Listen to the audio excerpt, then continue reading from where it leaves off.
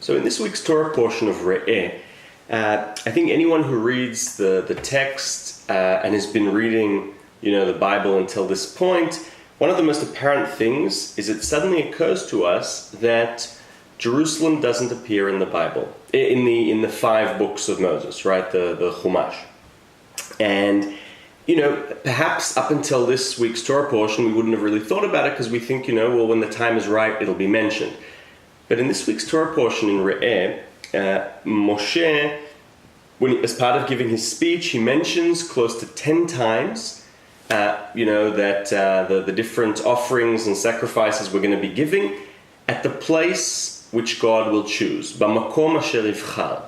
And it really stands out when you read the text because, like I said, close to 10 times, Moses is saying, Moshe is saying, when you get to the land of Israel, you will only be giving sacrifices in the place which God will choose. And he says this 10 times. So you can't help but wonder that if we were there listening to Moshe's speech, people would be whispering, where's the place? Right? Like, what's going on here? Where is this place that Moses is talking about? Why isn't anyone giving us the identity of this place? Why the red curtain over Jerusalem? What's going on? It's even more perplexing when at the very start of the Torah portion, right, Moses talks about the mountain of blessing and the mountain of cursing, right, Har Bracha, Har Klala, the 2 places where when the Israelites enter the land, they'll receive, the sort of the blessings and the curses, what happens if we're good, what happens if we're bad. And these mountains are stated. We know exactly where they are, what their names are, and yet Jerusalem isn't stated. Why call it the place which God will choose again and again and again?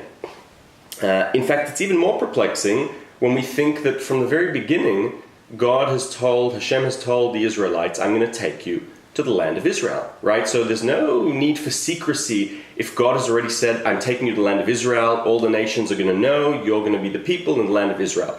So why not tell us what the capital is? Why not why not say the name, utter the words Jerusalem? And the only real sense I can make of this is that something has changed in the Torah.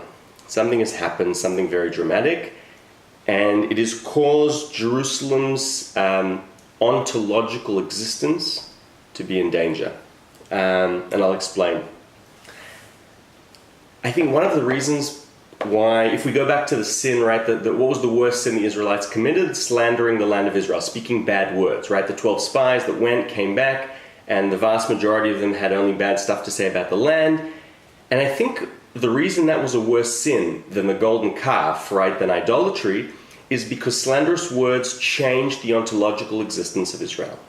And that is why that people could never have been able to enter the land. I think that's also the reason why ultimately Moses wasn't able to enter, beyond his sin, because he was never going to be able to enter a land of Israel that he envisioned or hoped to see, because it had become tainted. And that is perhaps one of the reasons why for 2,000 years or 3,000 more, we have this, especially today, we see this kind of love-hate relationship with Israel, right? That's the truth. And I think it's because of this ontological change, because these slanderous words spoken about Israel, and that's what needs to be fixed. And I think that then, as a result of that, perhaps there was a change in the script. All of a sudden, there's a new tactic. We cannot mention Jerusalem's name because we cannot have the same thing happen to Jerusalem. And I think that is why Jerusalem is not being mentioned. It is only uttered as the place which God will choose, and everyone is dying to know what is this place. And it's only going to take much longer, hundreds of years down the track, when suddenly we will all, after, incredible sheer curiosity, find out, it is Jerusalem. And I think that this is done in order to protect the spiritual existence of Jerusalem in our eyes. And interestingly, if you think until today, thousands of years after Re'eh, we can't help but notice that when a person arrives in Tel Aviv for the first time, Tel Aviv is an awesome city. But we can't deny that coming to Jerusalem for the first time, there is some feeling that you feel. I don't think it matters if you're a Jew or not. And perhaps it is because of what happened in this week's Torah portion, B'makom asher yivchar, the place which God will choose.